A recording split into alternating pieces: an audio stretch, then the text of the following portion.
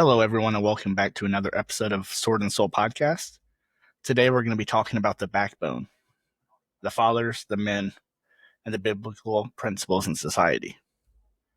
So, what happens when a man takes a step back from his society role and stops leading the family with God given orders? So, the role of fathers and men, the father role isn't just biological, it's a foundation. Anyone can contribute to a child's life, whether it be biologically, presence, or upbringing. It takes a lot to be a true father, a lot of sacrifice. A man's influence in the home, his community, his church reaches far beyond any type of provision or protection. It shapes the emotional, spiritual, and moral framework of the next generation.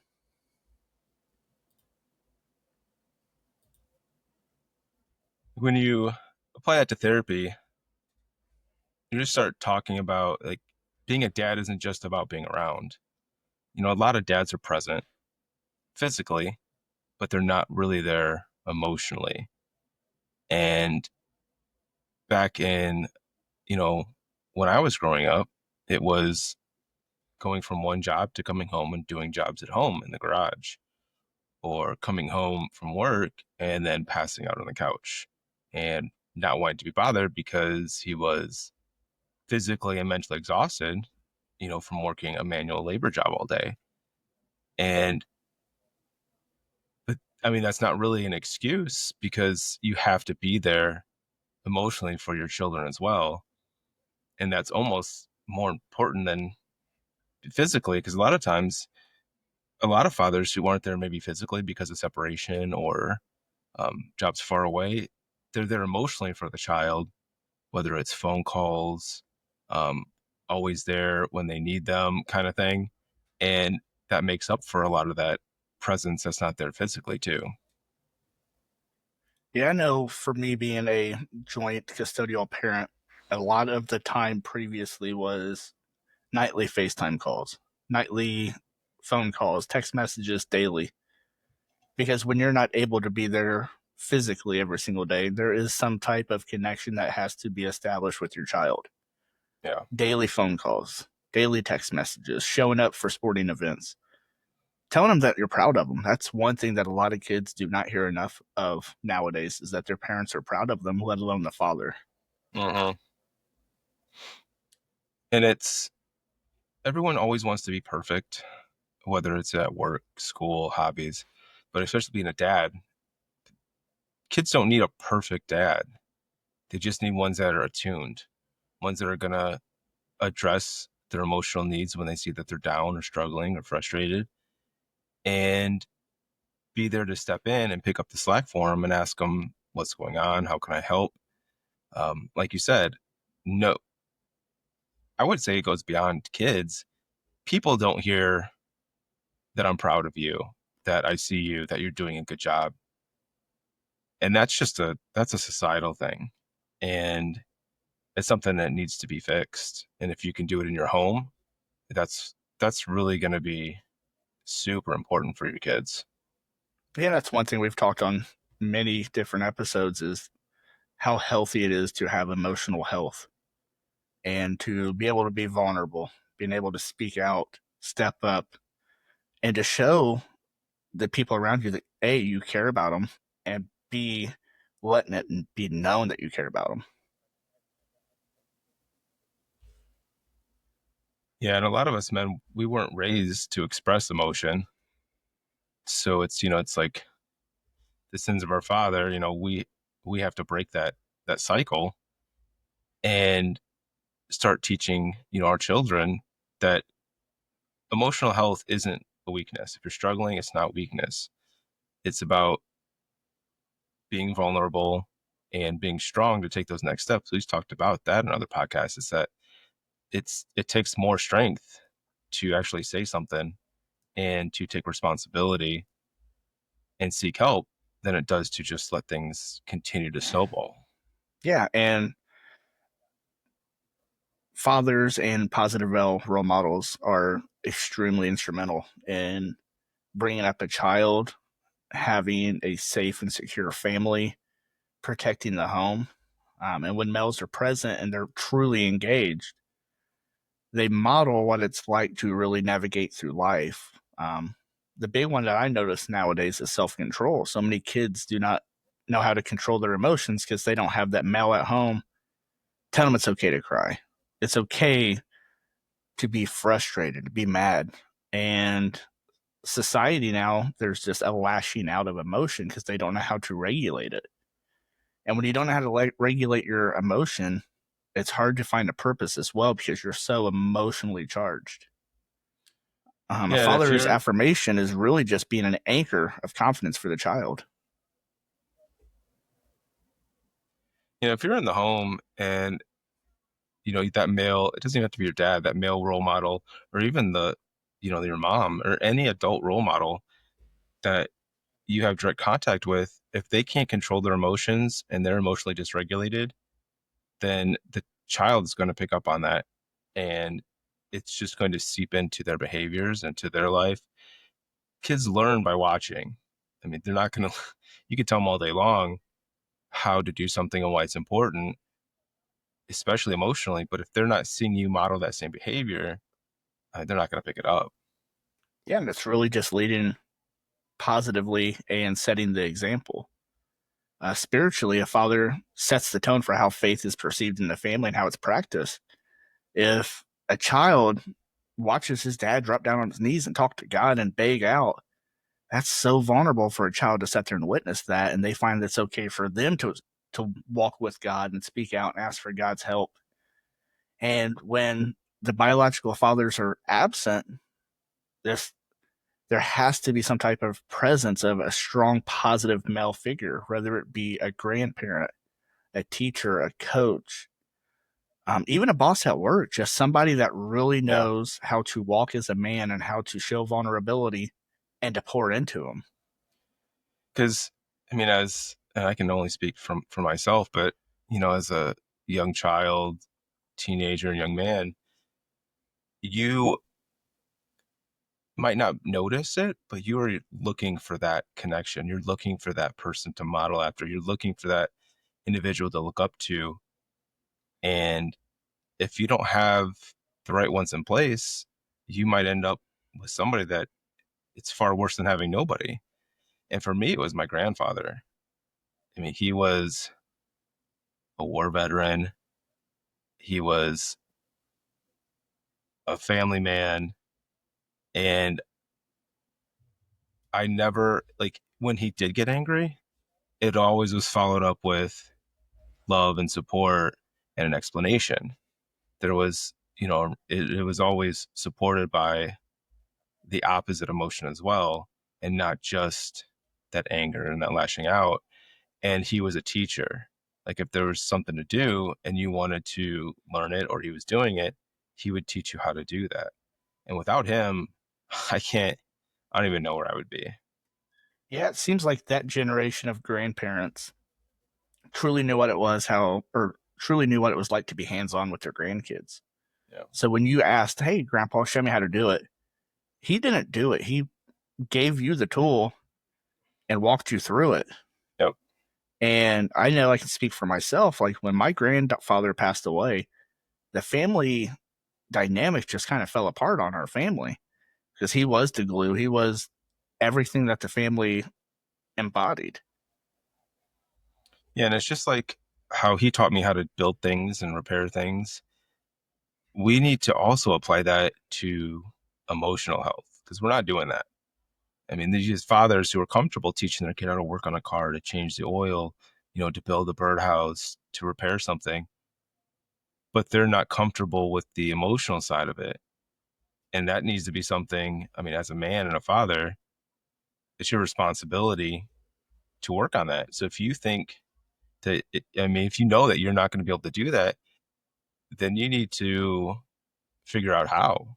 You need to find somebody to mentor you, whether it's a pastor, a friend, someone you look up to, get into therapy, get some practical help, because you can show your kid how to fix something physically, but if you can't teach them how to fix things emotionally and handle, that emotional dysregulation, you're setting them up for failure.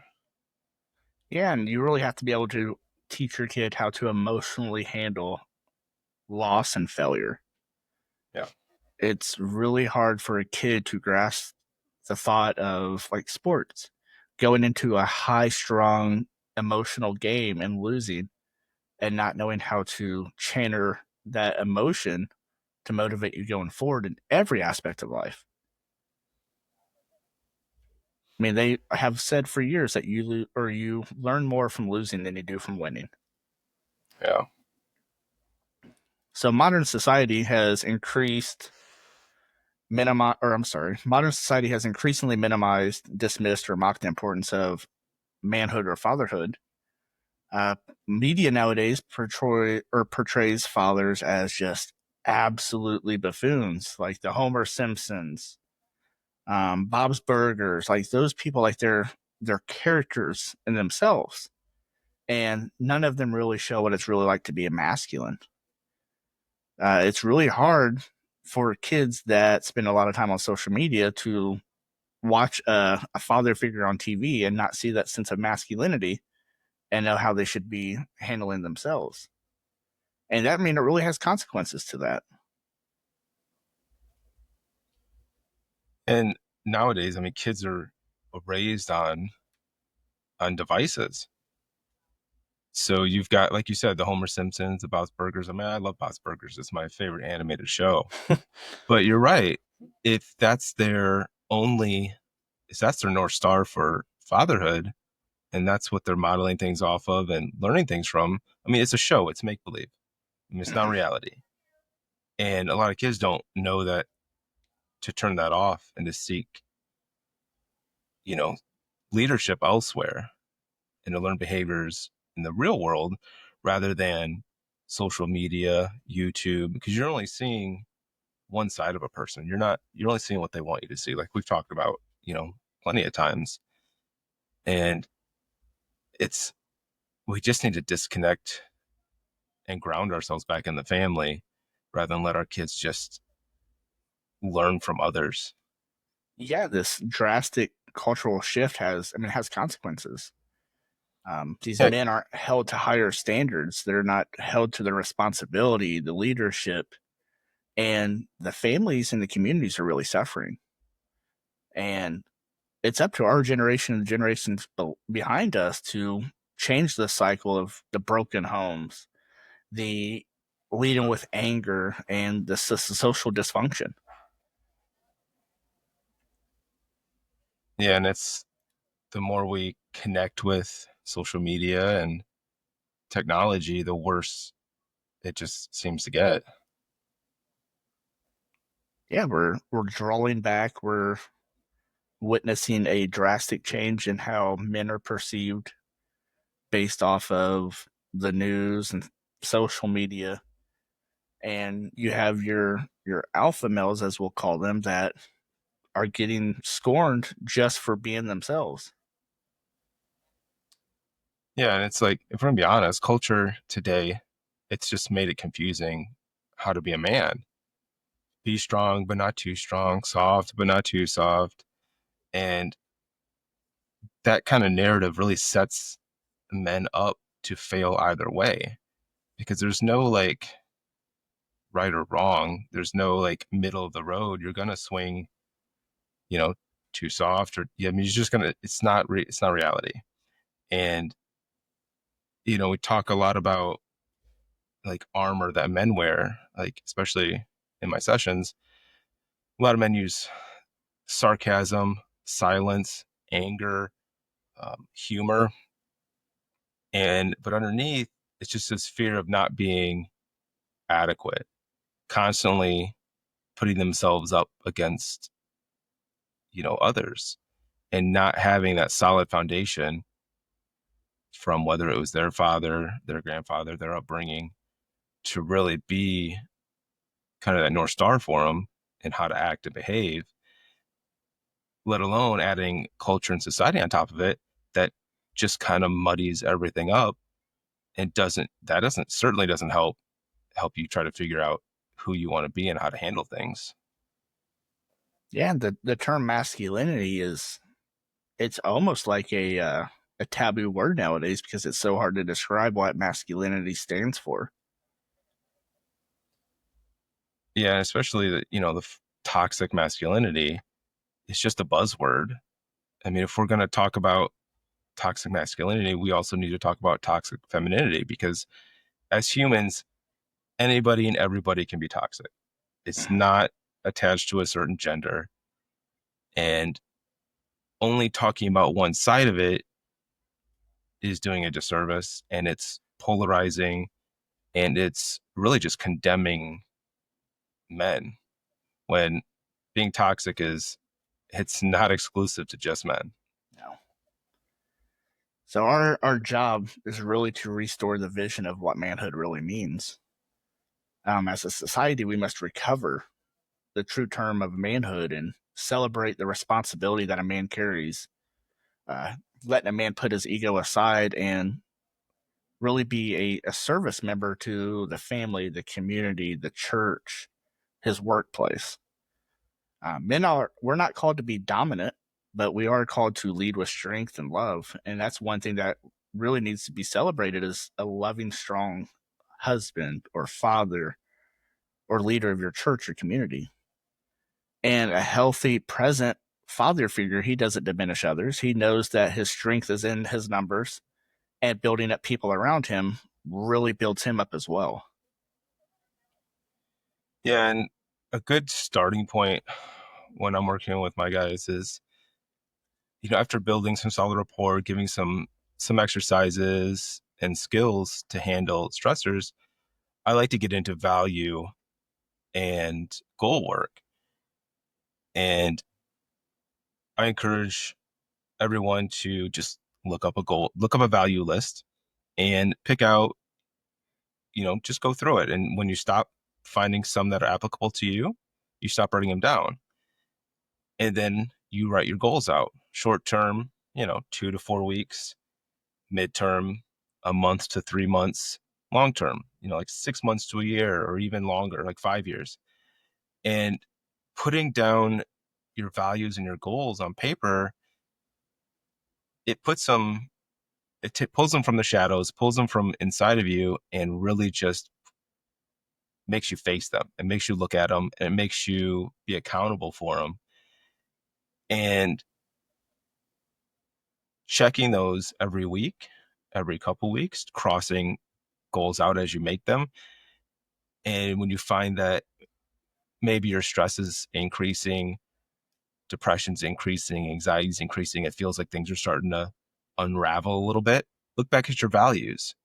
Are you doing things in your life that are meeting those values, like integrity, honesty, um, like talking about today, emotional presence with your family? If those are the things you truly value at your core, and you're not living them, you're going to start to feel like you're unraveling, and that you're not thriving. And it's a good way to keep yourself grounded and refocused. And I find that once those things are on paper, it's harder to pretend they don't exist. I think it's really good, like you said, to reground on what your values and principles are. Because as we age and we go through the monotony of life, it's easy to decide on what your core beliefs and values and principles really are. And those values and principles really dictate who Jacob is as a person and how he leads and how he emotionally handles his life. Right? Because if I have honesty down there, and I found that I'm withholding an opinion or a thought, a feeling from, my wife or friends, then that causes anxiety. And I can look at that and go, I value honesty, and I'm not meeting that value. I need to rectify it.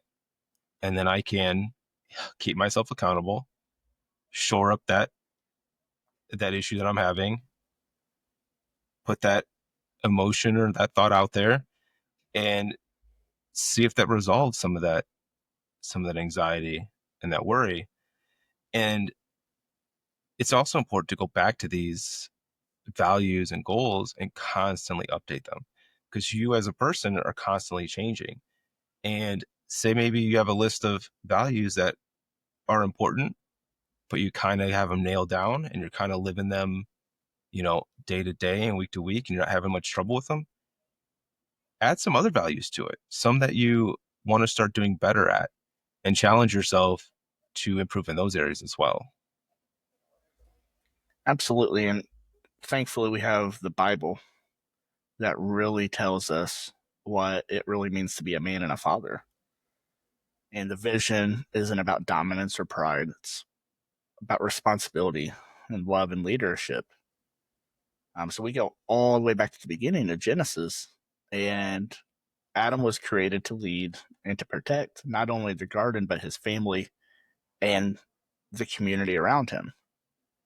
He was given leadership. He was the first man that God really poured into and told him to lead. And then he was given stewardship, and he was commanded to tend to the garden and what it was really like for a man to have work and manage his workload and to care for the things that God entrusted him with. And protection. And that's what I think a lot of men seem to rather fully have as a principle is protecting their family, protecting their community, or they lack. And when he was given to Eve, his whole thing was to love her, protect her, and not be above her. That was the biggest thing for me is he led her, but he was not her leader. Yeah, and it's leading your family doesn't mean controlling them. It's about cultivating a home where you can have this emotional safety, this physical safety, spiritual direction, purpose, values, and goals. And you're a team. If you start viewing your family as a team, everyone's has a role, everyone has the things that they're good at, and foster those and encourage the individuals in your family to be the best they can at them, and let them know that where they fall short, others can pick up the slack. Yeah, and if we go back to Jesus, who he's the ultimate example of what manhood should look like. He was a leader. He led with authority, without arrogance, and he washed feet. He washed the feet of the people that followed him, and he wept with compassion, and he still stood against evil. And as men, like you said, there's roles within the family, but we can't be above helping our partner out of the sake of being a man. Step up and Yeah, lead your house.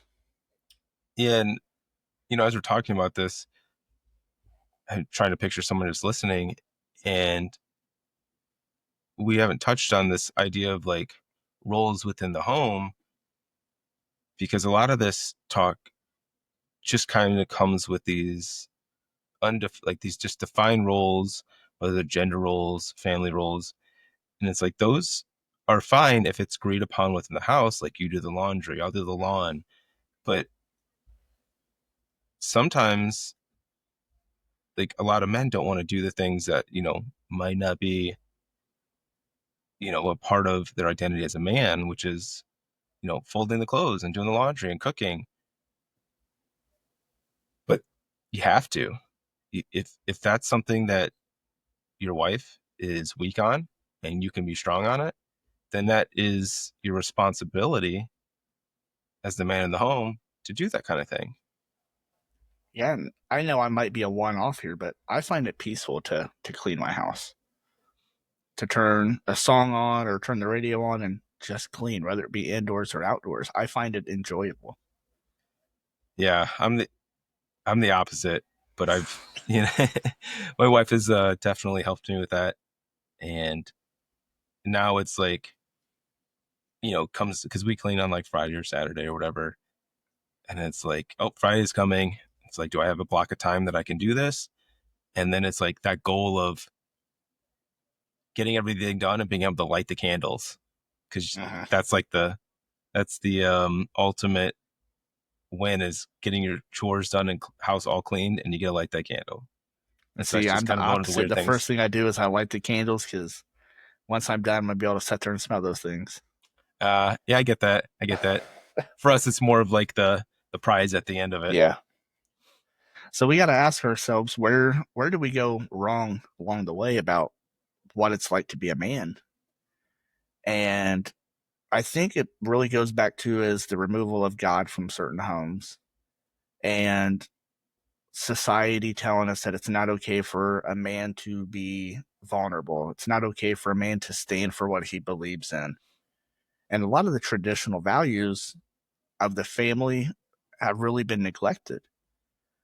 I personally remember sitting down at the kitchen table at my grandpa's house, and TV was off, and we sat down and ate as a family. We discussed everything, and not many parents, let alone families, do that nowadays. Yeah, when I was growing up, it was non-existent in my family, but I did get it at my grandparents' house. And it's one of those things like when I'm talking to my guys, it's like, how often you guys have family dinner where everything gets turned off and you guys are just there as a family? No electronics, no TV on, nothing. And they're like, it's been a while. Okay, well, let's try to do that once this once a week and see how that goes. And it's usually very hard to restart that ritual, but it's also very rewarding once you get everybody on board. Yeah, I know one thing that Kara and I do that I think really helps our marriage is I continue to date her. We go out, if it's not weekly, every other week, on a date, and there's no phones. It's her and I for an hour, 2 hours, not including the drive, just talking. Mm-hmm. And because, I mean, yes, she's married to me. We've been married for going on, it'll be 10 years together next year. I'm still courting her because we know how society is. There's guys every day begging for a chance to ruin somebody's marriage. Yep. They're preying on the opportunity, and if as a husband you're not still pursuing your wife, you're giving the enemy a chance to put a foothold in. Mm-hmm. So instead of calling men to be better, society also calls for us to be less. Uh, they want men to be confused. They want men to be more oppressive and weaker, and they just say there's no space for a godly man. And as you say, like the word toxic masculinity is thrown around so prevalent now that they've almost diminished what that word really means. Yeah.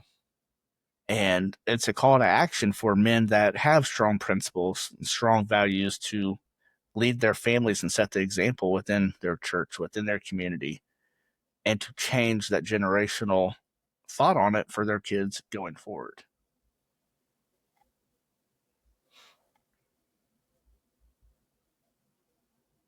Lost my space on the notes. Can you highlight where you ended? It's right here.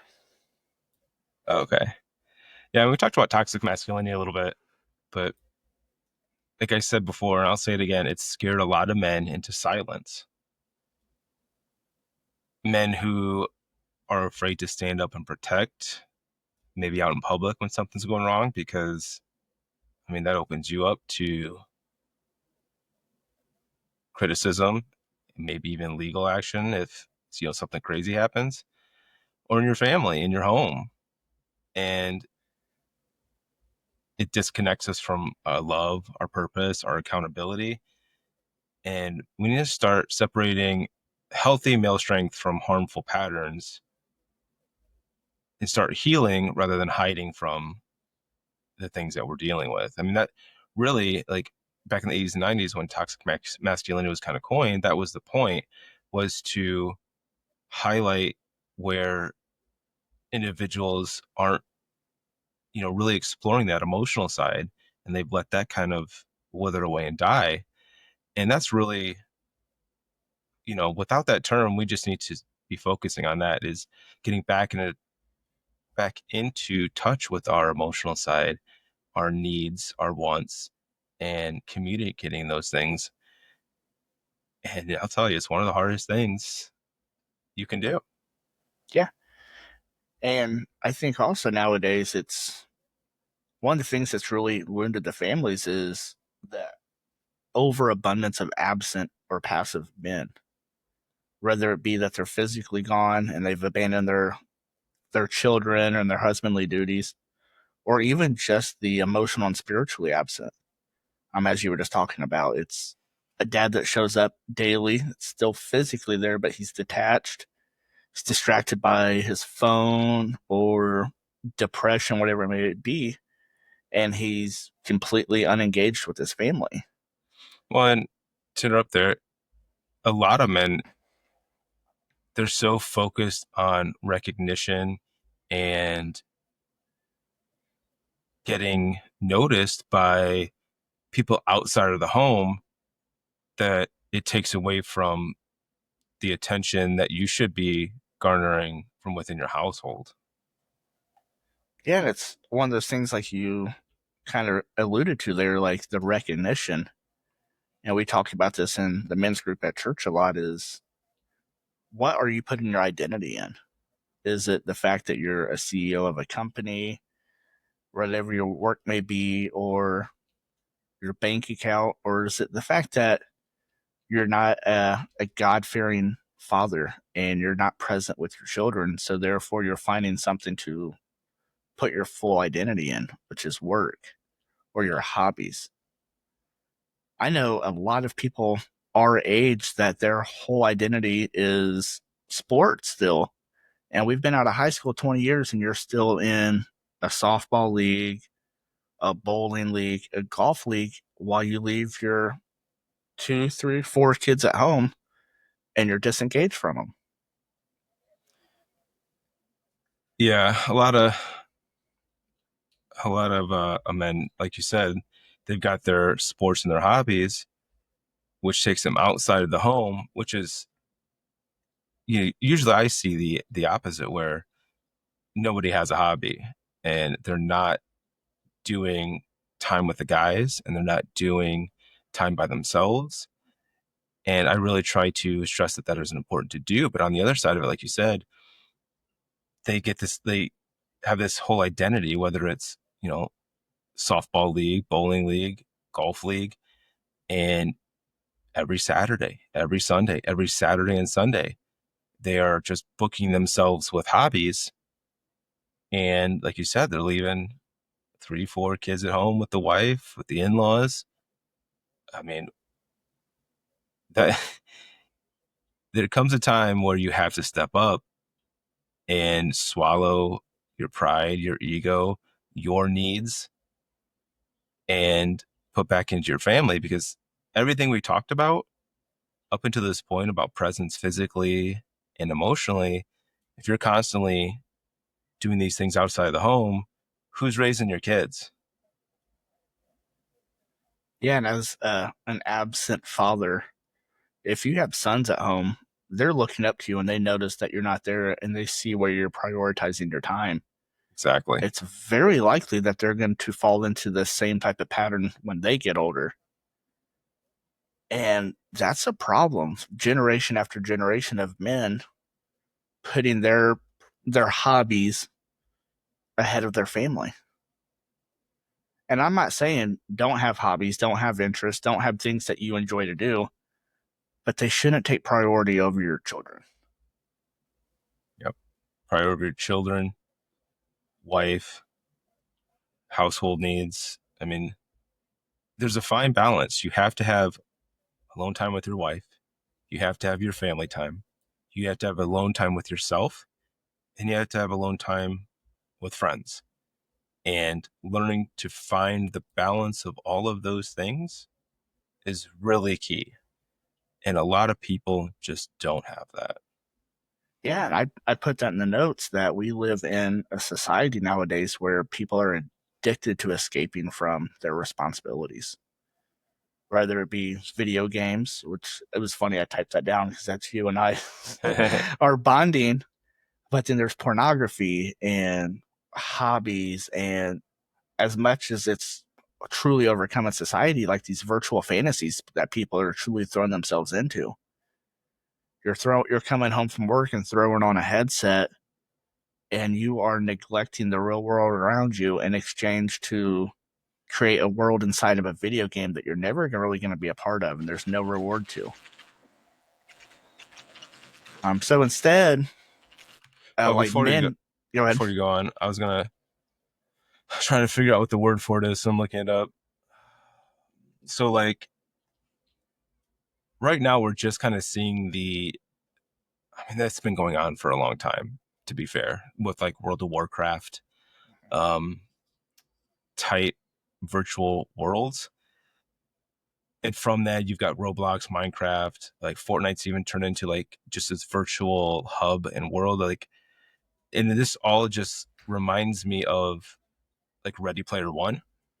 You're getting all of these servers where you're playing like a game like Grand Theft Auto, and you're in it, you're playing like you've got yourself a role. So like say you're the bartender, and then you just hop into that world and you're playing for 8 hours as the bartender, as other people come in their roles.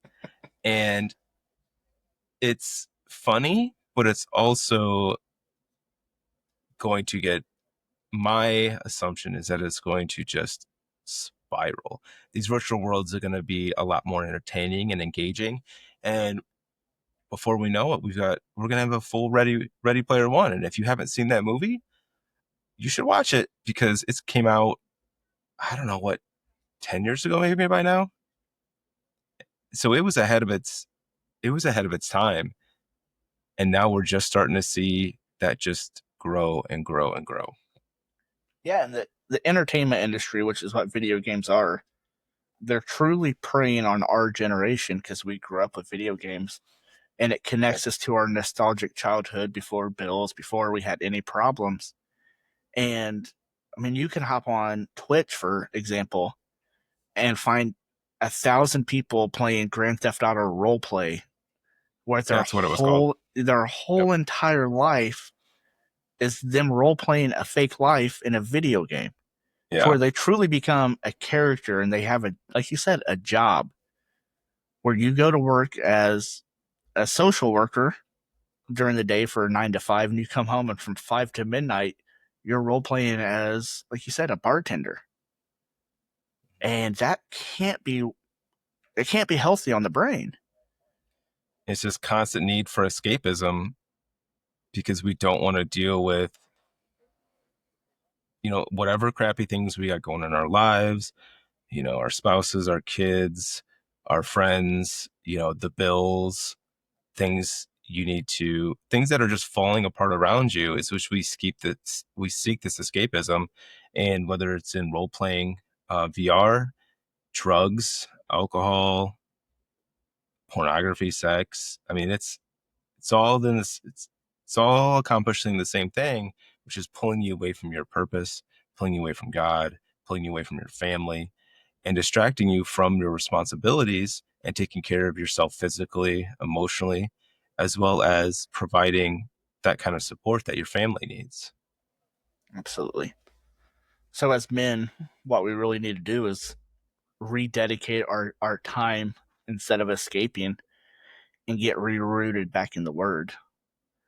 If you want to see change that's going to last in your homes, your churches, your communities, your workplace, we have to escape these trends that we're all so desperate to get likes on social media for and get replugged in with the truth.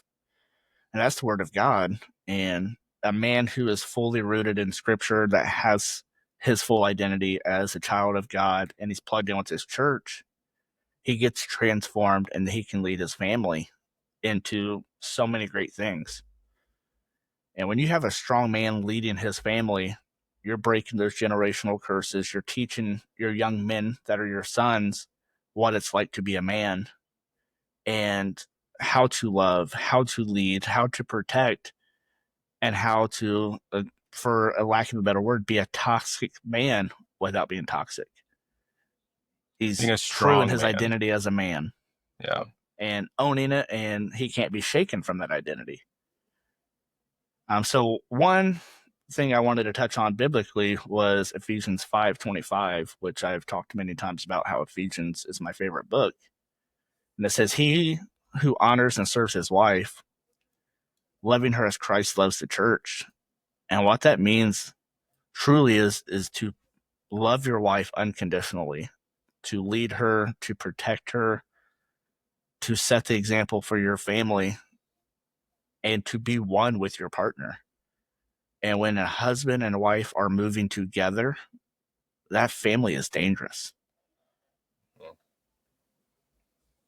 Yeah, it's one of the things like with my guys is, anger is a big thing that we work on, and it's disrupting that cycle. And I always encourage my guys to get your wife on board. And one of like the most helpful things is you go home and you talk to them about setting up a plan. It's like when I seem like I'm too frustrated, I'm angry, I'm starting to get irritable, lashing out, yelling at you, maybe yelling at the kids, not focusing, seeing red, then that partner comes up to you and says, "Do you want me to help you with it? Do you want me to do it? Or do you want me to leave you alone?" And then it's your gives you the option to pick what you need in that moment. And then also the option to red card them. Like, hey, I'm red carding you. You have to take 15 and walk away. And Penalty it's, box. yeah, it's super helpful. And it goes both ways. Absolutely. It's when you're both on the same page. It's like, because a lot of times when the spouse comes up and they're actually like want to be helpful, hey, what's wrong? What can I do? What can help? And, as a guy, you're like, nothing, I'm fine. But if you have that predetermined plan that they're going to come up to you and go, hey, I see you're struggling. Do you want me to help you with it? Do you want me to do it? Or do you want me to leave you alone? And that helps break that anger cycle, let you kind of ground yourself in the moment, and then make the decision on what you really need. And I think that really helps with the communication in that moment and going forward on how you guys can move to best serve one another.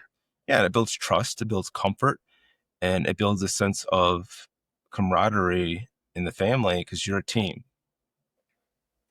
And like I said earlier, my wife is my number one teammate, and if we're not doing this together, we're working against each other. Yeah.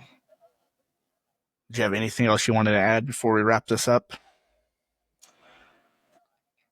I think one of the things I was thinking of while we were talking about this is that I could just imagine guys sitting there going, well, how the hell am I going to learn how to do this or where to start with this? Because I grew up in a physically abusive, emotionally abusive, or even like an emotionally neglected family. I don't have the tools to know where to start to be emotionally present. Like, yeah, maybe they're physically present. They're pick them their kids up from school. They get them to sports. They kiss them goodnight. They tell them they love them. They do their prayers with them, and that's fine and that's good. But are you asking your kid what's wrong? And when they tell you, do you know how to resolve that appropriately so that they can learn from it and know that they're safe? Probably not.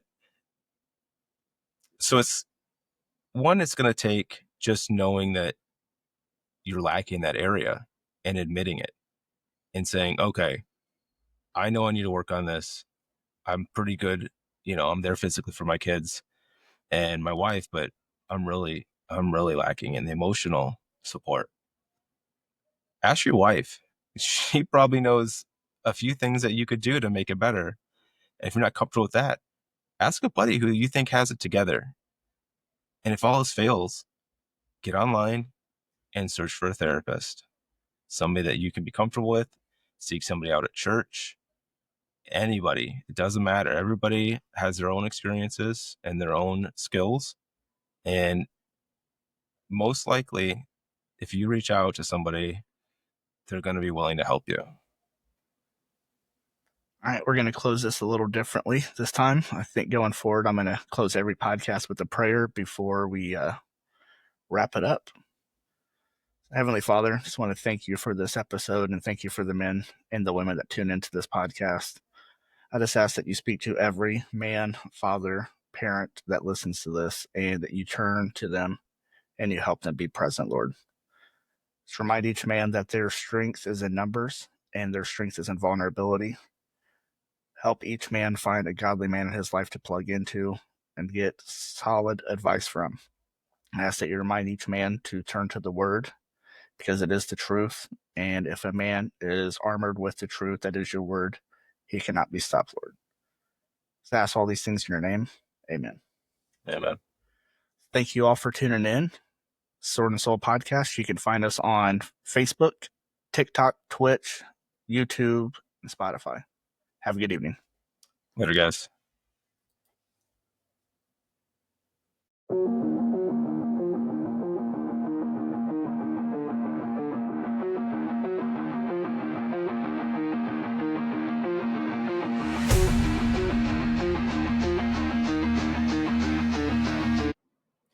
Hey everyone, my name is Jacob.